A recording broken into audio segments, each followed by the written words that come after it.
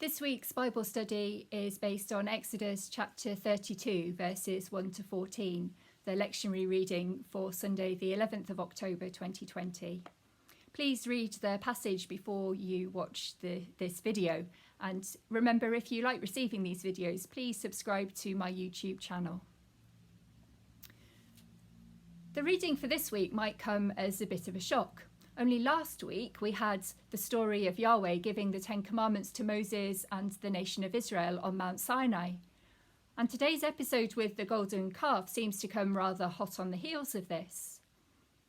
The giving of the law last week was a climactic moment in salvation history. It marked the liberation of the people from slavery, and it gave them an opportunity to respond in action to the God who loved them and set them free.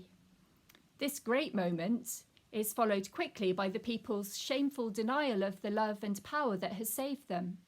Despite being rescued from slavery and from some of the challenges and difficulties that they've encountered so far in the wilderness, the people, in their impatience and restlessness, turn away from Yahweh to something more tangible. The God they see in fire and cloud is not enough for them, and they look to gods of gold instead, something a bit more solid.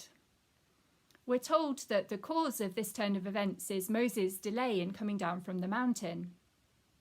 Since the giving of the Ten Commandments in chapter 20, Moses, sometimes along with Aaron and other leaders of the people, has made a number of trips up the mountain to speak with God.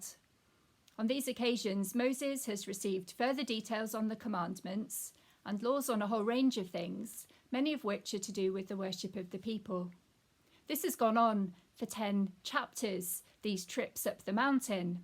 Then finally, at the end of chapter 31, Moses is entrusted with the 2 stone tablets of the covenant. We read between the lines to assume that at this point, Moses is preparing to return to the people with the gifts he's been given. But as far as the people are concerned, Moses has taken far too long. He's been out of sight for too long, and rather than seeing this as an opportunity for them to test their faith and their patience, instead they see it as a reason to look to someone else to provide other better gods and other better leadership, something they can see and touch. We can read all sorts of things into why the people make these demands. Perhaps they're still relatively young in their faith experience, and they're still not quite trusting of this strange God who has done inexplicable things for them. Perhaps they doubt their ability to cope on their own. Perhaps they're rather infantilized in their mentality, feeling that they need or deserve the full attention of their leader, and if they don't feel they're getting it from Yahweh or Moses, then they'll go somewhere else to find it. Whatever the reason, at the beginning of this passage, the blame is very clearly laid at Moses' feet. It seems hard to explain what Aaron is doing here, though. He's supported Moses through some incredibly difficult times. He's stood with Moses and taken the complaints of the people when food and water were lacking. He's even been up the mountain with Moses to receive instructions from the Lord. We read about that in chapter 24, verse 9. So why does he seem to so willingly abandon Moses and give in to the desires of the crowd? Doesn't seem to make any sense. From what we have in front of us, it doesn't look as though he makes any argument or protest against the demands of Israel. Instead, he asks them for their gold and he makes it into a calf, which the people hail as divine. It's not really clear why a calf was chosen specifically, but it appears from verses 4 and 5 that this was considered to be a representation of Yahweh.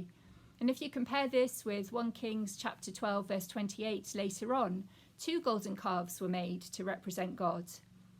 So already the first 2 commandments have been broken quite shamelessly. Moses is still on the mountain at this time, and Yahweh sees what is happening and is annoyed and put out. Yahweh alerts Moses to what's going on and promises to bring judgment on the people. In fact, Yahweh repeats the words of Aaron, who declares, "These are your gods, O Israel, who brought you up out of the land of Egypt."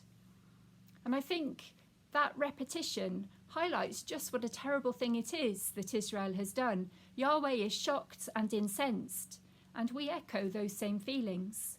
So we're not terribly surprised when Yahweh's anger and fury erupts.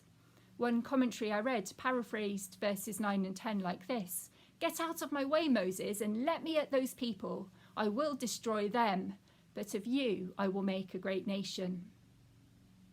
The turning point comes in verse 11. Moses has been rebuffed by the people who are critical of his leadership and say they want someone else instead. And Moses has also been pushed aside by God, who wants to get straight in there at the people. But here in verse 11, Moses steps up and takes back his role as mediator between God and the people. In this verse, he emphasises Yahweh's role in liberating the people, in contrast with verses 4 and 8, where salvation is attributed to the calf gods.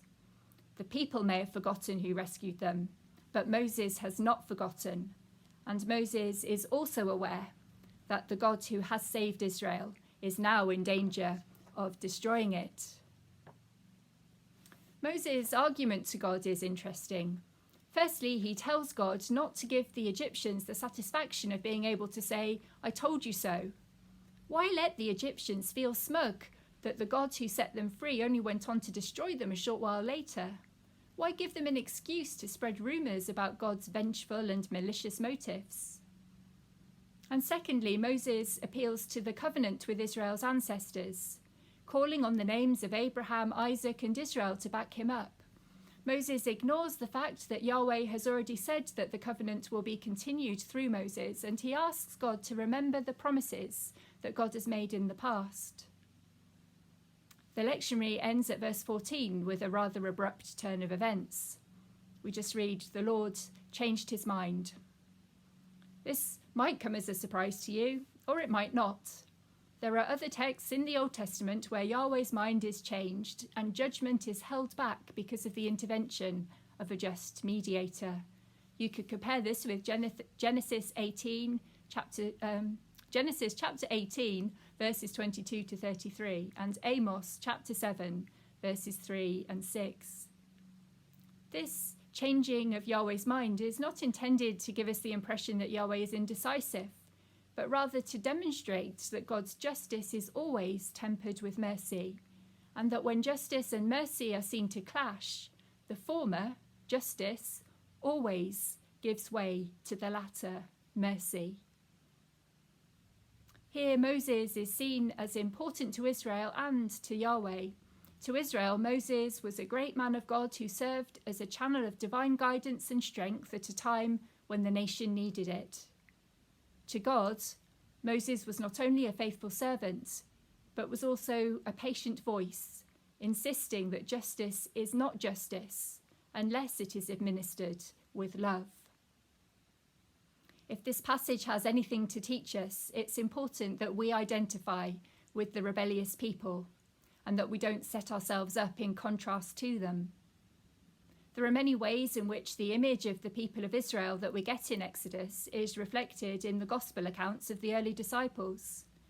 Just as Israel was blind to what God was doing and often didn't recognize God's activity, even when they were right there next to it, so Jesus' followers often misunderstood and misjudged his teachings and his actions. In both the people of Israel and the early followers of Jesus, only divine patience and mercy sustained the relationship and enabled the people to move from doubt to faith.